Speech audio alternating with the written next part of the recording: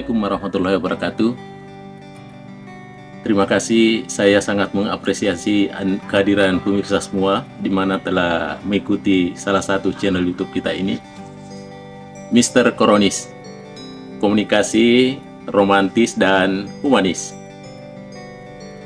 Baik para pemirsa sekalian, tentu channel YouTube kita ini adalah yang kerap kali selalu membicarakan tentang peristiwa atau fenomena-fenomena komunikasi atau ilmu komunikasi, yang mana Mr. Koronis yang biasa dikenal dengan komunikasi romantis dan humanis ini, tentunya dia mengungkap ya persoalan-persoalan komunikasi dari semua lini dalam kehidupan.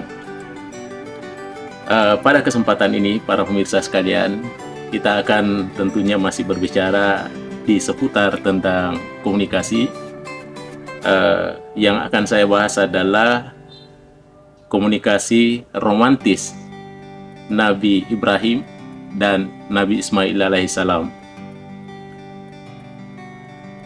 Tentu kita pahami bersama bahwa sebagai makhluk sosial yang beragama tentunya harus melakukan interkoneksitas antara satu dengan lainnya, antara orang satu dengan orang lainnya. Interkoneksitas itulah yang membuahkan hubungan yang baik karena dilakukan dengan keikhlasan yang biasa dilandasi dengan agama. Kemudian interkoneksitas itu tentu berkisar pada persoalan komunikasi yang merupakan kodrat manusia. Sehingga ada yang berpendapat bahwa komunikasi itu sumber dengan kehidupan manusia. Artinya, ketika manusia itu hidup, ketika manusia itu ada, maka pada saat itu pula sudah mulai melakukan proses komunikasi. Baik para pemirsa sekalian, tentunya di dalam Al-Quran juga menyampaikan ya persoalan-persoalan komunikasi, bagaimana kita berkomunikasi dengan efektif, ya tentunya berkomunikasi baik secara vertikal, yaitu hubungan komunikasi dengan ilahiyah, Maha Pencipta, Tuhan yang Maha Kuasa, dan juga tentunya ada komunikasi yang sifatnya horizontal. Tentu bagaimana hubungan terhadap sesama manusia. Ya, dan ada juga tentunya yang berkaitan dengan bagaimana mengaplikasikan apa yang dikomunikasikan itu, yang biasa disebut dengan action di lapangan ya. Ya. Baik para pemirsa sekalian, terkait dengan komunikasi, bagaimana komunikasi romantis yang dibangun oleh Nabi Ibrahim alaihissalam kepada putranya Nabi Ismail, maka menurut hemat saya ada 3 persoalan komunikasi yang terkandung di dalamnya. Tentunya bukan cuma hanya 3, tetapi pada kesempatan ini yang akan kita bahas itu hanya 3. Ini menurut versi saya. Yang pertama, kita kenal ada yang namanya komunikasi ilahiyah. Apa itu komunikasi ilahiyah? Yaitu komunikasi bagaimana seorang manusia berkomunikasi dengan Tuhannya, kepada Sang Pencipta tentunya, Sang Halik. Ya. Tentunya komunikasi ini tentu sifatnya vertikal. Ya. Dia mengerucut kepada Sang Penciptanya. Ya, kemudian tentunya komunikasi ini bersifat alami. Ya. Dalam setiap harinya tentu kita selalu berusaha bagaimana berkomunikasi dengan Tuhan yang Maha Kuasa. Ya. Begitu pula kapan hadirnya komunikasi ini? Ketika Allah meniupkan roh pertama di dalam tubuh kita. Maka pada saat itulah terjadi proses komunikasi antara hamba dengan Sang Penciptanya. Ya. Ketika kita mengakui Tuhan kita yang Maha Esa, Allah yang Maha Kuasa, maka pada saat itulah ada kehidupan di dalam dunia ini. Maka kehidupan itu berawal dan juga berawalnya proses komunikasi yang pertama. Saudara pemirsa sekalian dimanapun berada, bagaimana dengan komunikasi ilahi yang dibangun oleh Nabi Ibrahim?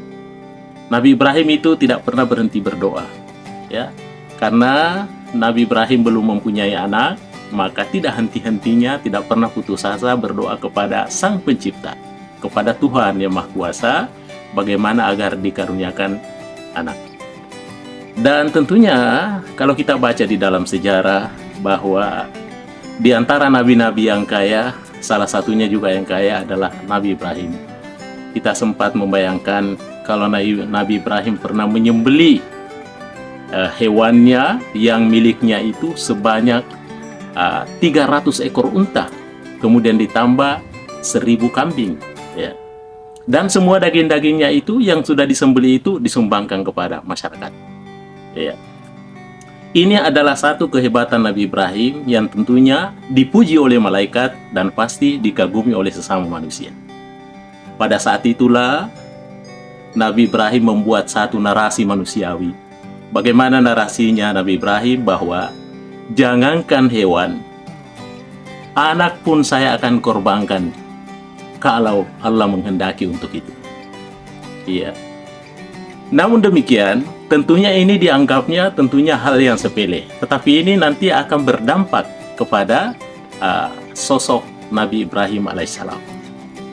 Inilah salah satu bentuk komunikasi ilahiyah yang dibangun oleh Nabi Ibrahim kepada Sang Pencipta. Kemudian yang kedua. Yang kedua adalah komunikasi insani. Apa itu komunikasi insani? Tentu adalah proses pembentukan makna, ya, yang harus dia maknai secara bersama di antara dua orang atau lebih. Ya. Bahasa merupakan satu lafaz untuk menyampaikan maksud. Ya, oleh karena itu, kenapa lisan berbeda-beda, maka akan melahirkan juga bahasa yang berbeda-beda. Ya, sebagai manusia, sebagai warga negara, setidaknya ada 3 bentuk jenis bahasa yang harus dikuasai. Yang pertama adalah bahasa lokal, yang kedua adalah bahasa nasional, dan yang ketiga adalah bahasa internasional. Kalau tidak mampu dikuasai ketiga-tiganya, maka satu waktu kita akan mengalami yang namanya tidak bersahabat dengan lingkungan. Sebab ada waktu dan kondisi kita harus berbahasa nasional. Adapun juga momennya berbahasa lokal dan ada juga momennya berbahasa internasional. Oleh karena itu, kita harus bangun ketiga-tiganya itu supaya untuk menciptakan satu hubungan yang baik dimanapun dan kapanpun kita berada dalam melakukan proses komunikasi melalui bahasa. Terkait dengan Nabi Ibrahim alaihissalam, ya, satu waktu ketika beliau tidur, Nabi Ibrahim itu bermimpi. Ya, mimpinya itu dia melihat bahwa ada semacam tagihan, bahwa bagaimana nasarmu yang pernah kau ucapkan, kapan kau lakukan itu. Yang dulu pernah kau sampaikan bahwa jangankan hewan peliharaan, andaikan anak, kalau memang Tuhan berkehendak untuk itu, maka saya akan korbankan. Ini adalah bentuk pesan komunikasi yang tersampai kepada Nabi Ibrahim pada saat dalam keadaan tertidur. Ya, sebagai manusia biasa, tapi dia adalah Nabi, tentunya Nabi Ibrahim juga menimbang-nimbang. Apakah ini adalah bisikan setan, atau ini adalah perintah Allah? Ya, ternyata beliau masih ragu-ragu menerima pesan itu. Tapi apa yang terjadi? 3 malam berturut-turut selalunya ada narasi-narasi itu di dalam tidurnya Nabi Ibrahim. Bagaimana nasarmu itu, kapan kau laksanakan, yaitu menyembelih, ya, anakmu yang pernah kau ucapkan itu. Ya, karena pada saat itu Nabi Ibrahim sudah mempunyai anak yang namanya Ismail. Ya, tentunya Nabi Ibrahim berpikir anak semata wayangnya ini, kalau ini adalah merupakan perintah Allah, tentunya dia harus lakukan. Ya, walaupun itu merupakan, ya, buah hati belahan jantung anak semata wayangnya, ya, yang tumbuh sudah menjadi remaja, tapi kalau Tuhan menghendaki, maka Nabi Ibrahim harus melaksanakan perintah itu. Dan apa yang terjadi, hadirin sekalian yang berbahagia, ketika Nabi Ismail, ya, dia seorang remaja yang tentunya sangat disenangi oleh orang tuanya, tiba-tiba harus ada perintah Allah yang harus disembelih. Maka tentunya di sini Nabi Ibrahim melakukan komunikasi insani, ya, komunikasi untuk memberikan persamaan makna terhadap Nabi Ismail. Di dalam Al-Quran tentunya diajarkan bahwa bagaimana cara menyampaikan sesuatu pesan melalui komunikasi dengan bahasa-bahasa yang lembut dan mulia. Ya, maka pada saat itu Nabi Ibrahim pun menyampaikan narasi-narasi itu kepada sang putranya, yaitu Ismail. Ya. Dia sampaikan bahwa, wahai anakku Ismail, semalam saya bermimpi menyembelihmu. Menurut pikiranmu, bagaimana pendapatmu ini? Ya, dia menyampaikan dengan lemah lembut kepada putranya, karena ini adalah mengandung resiko yang sangat besar. Ya. Tapi pada saat itu, ketika Nabi Ismail menerima pesan komunikasi itu dari Ibrahim, tentu melalui perantaraan mimpi tadi, melalui perintah Allah dalam mimpi, Nabi Ismail pun tidak pernah menawar-nawar. Dia katakan bahwa, wahai ayahku, kalau memang itu adalah perintah Allah, laksanakan secepatnya. Jangan tunda lagi. Ini adalah termasuk tentunya putra yang sabar dan putra yang patuh ya kepada orang tuanya. Tentu kita bisa bayangkan, hadirin sekalian berbahagia, andaikan di kondisi sekarang seorang ayah, seorang orang tua membuat narasi seperti narasi yang dibuat oleh Ibrahim pada saat itu, bahwa saya bermimpi dan akan menyembelih kamu, kira-kira bagaimana pendapatmu nak?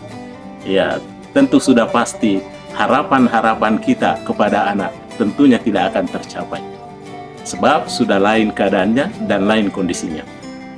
Inilah komunikasi insani yang dibangun oleh Nabi Ibrahim bersama dengan anaknya Nabi Ismail demi untuk mencocokkan makna pesan itu. Baik hadirin pemirsa sekalian dimanapun berada, tentu peristiwa-peristiwa ini diabadikan di dalam Al-Quran, khususnya di dalam surat As-Saffat. Ia menceritakan tentang bagaimana Ibrahim terhadap anaknya yang akan disembelih dan bagaimana anak merespon daripada apa yang diharapkan oleh orang tuanya. Baik pemirsa sekalian berbahagia. Kemudian yang ketiga.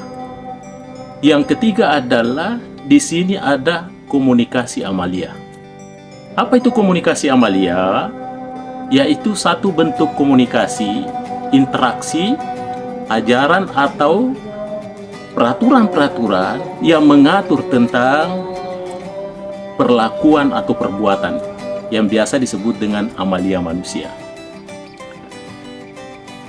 Komunikasi amalia ini adalah merupakan refleksi daripada pesan komunikasi yang diterima oleh Nabi Ibrahim alaihissalam melalui mimpinya atau pada saat dia tidur. Ya, tentunya pesan-pesan itu harus dia lakukan karena ini merupakan perintah Allah, dan pada kesempatan itu dia memanggil anaknya atau putranya Nabi Ismail pada saat di pagi hari, ya, menyampaikan bahwa dia tanya sang istri Siti Hajar, mana putra kita Ismail? Ya, istri dengan spontan menjawab bahwa Ismail ada, dan disuruhlah mandi cepat, kemudian berpakaian pakaian yang baik, dan akan dibawa oleh Ibrahim. Sempat Siti Hajar bertanya, berkomunikasi kepada Nabi Ibrahim, ini mau kemana ini dibawa Ananda Ismail? Nabi Ibrahim menyampaikan bahwa saya akan memenuhi satu undangan. Tapi apa yang terjadi, hadirin sekalian berbahagia, rupanya pada saat itu Nabi Ibrahim sudah akan melaksanakan komunikasi amalia, yaitu perbuatan terhadap Nabi Ismail, yaitu melaksanakan, ya, menyembelih, ya, sang putra itu Ismail. Dan kemudian pada saat itu Ismail dibaringkan oleh Nabi Ibrahim, dan Nabi Ismail pun dengan rela dan patuh untuk disembelih oleh ayahnya, yaitu Nabi Ibrahim. Dan pada saat Nabi Ibrahim menarik pedangnya ke leher putranya Nabi Ismail, tiba-tiba Allah Subhanahu wa Ta'ala menggantikan posisi Ibrahim sebagai satu domba yang besar dan putih, dan kemudian tidak ada cacatnya sebagai pengganti Nabi Ismail alaihissalam. Sehingga dengan demikian, maka tentunya bukanlah Ismail yang korban pada saat itu, tetapi adanya binatang yang digantikan oleh Allah Subhanahu wa Ta'ala. Hadirin pemirsa sekalian dimanapun berada, inilah merupakan satu kisah perjalanan Nabi Ibrahim kepada putranya Nabi Ismail alaihissalam, dan inilah merupakan satu ibadah yang dilakukan oleh umat Islam di seluruh dunia pada saat Hari Raya Idul Adha dan pada hari Tasyrik, yaitu 11 Zulhijjah, 12 dan 13 Zulhijjah. Baik para pemirsa sekalian, inilah yang sempat saya sampaikan. Mudah-mudahan ada manfaatnya. Tentunya kita berharap mudah-mudahan kita semua dapat mematuhi mencontohkan, meneladani apa yang disampaikan oleh atau apa yang dilakukan oleh Nabi Ibrahim alaihissalam di dalam menjalani perintah Allah, yaitu menyembelih putranya Nabi Ismail. Hadirin sekalian dimanapun berada, terima kasih atas perhatiannya. Inilah yang sempat saya sampaikan. Mudah-mudahan ada manfaatnya. Assalamualaikum warahmatullahi wabarakatuh. Mr. Koronis, komunikasi romantis dan humanis.